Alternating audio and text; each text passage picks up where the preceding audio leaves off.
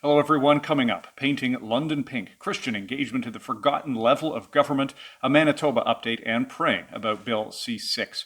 It's Wednesday, March 31st, and this is Quick Updates.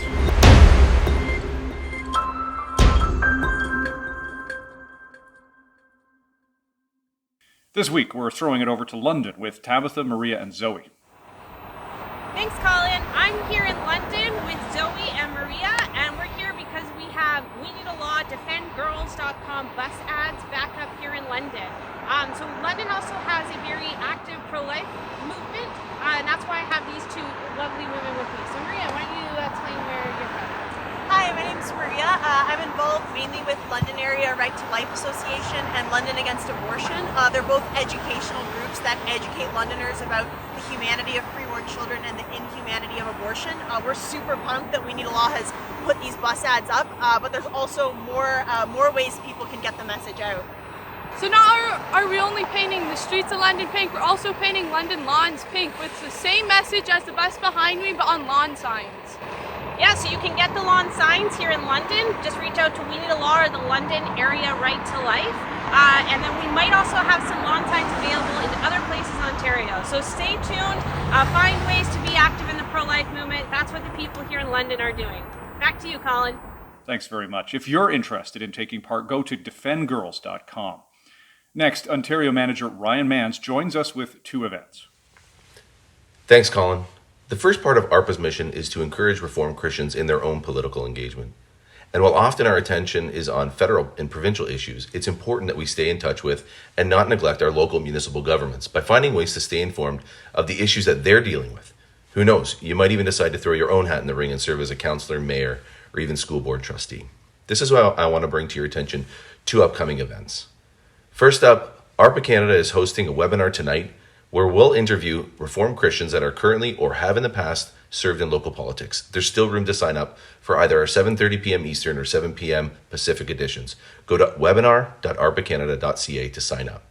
The second event is aimed at our supporters in the Niagara area. ARPA Niagara is looking forward to hosting their annual God and Government Conference on Saturday, April 17th at the Dunville Community Lifespan Center.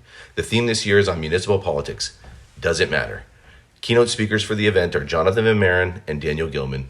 Due to ongoing COVID restrictions, there's limited seating to this event, so get your spot now by sending an email to arpaniagara@gmail.com. Please continue to remember our elected officials also in your prayers, and don't forget our municipal leaders either. Back to you, Colin. Thanks so much, Ryan. Ed has an update on several items coming out of Manitoba.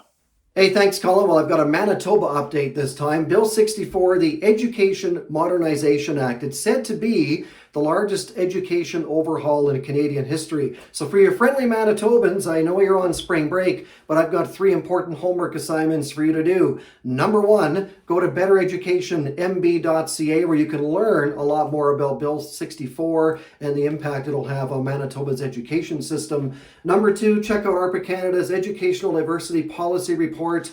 Go to the recommendations in the back and use that to complete homework assignment number three, which is this online survey where you can give feedback. There's a comments blurb, and you can do your part to promote your reform schools and educational diversity. And hey, boys and girls, every homework assignment has a deadline. Your deadline is April 6th, so make sure you get that done. All right? From your favorite teacher, Mr. Hogerneich. Back to you, Colin. Thanks, Ed. Finally, Bill C-6, the conversion therapy ban, will likely come before the House of Commons for third reading in the coming weeks.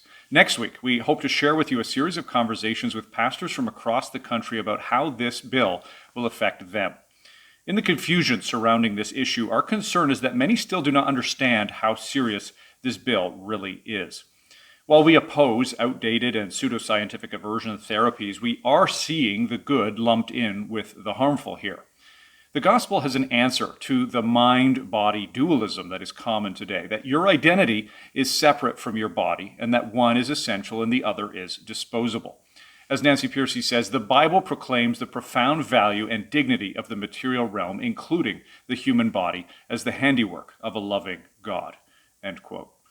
That message is under threat from Bill C-6.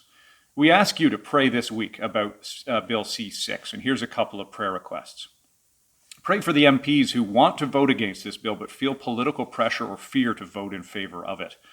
Pray for fortitude and courage for those MPs and senators who do plan to vote against this piece of legislation. Pray that the dangers of an overbroad bill would receive more public attention.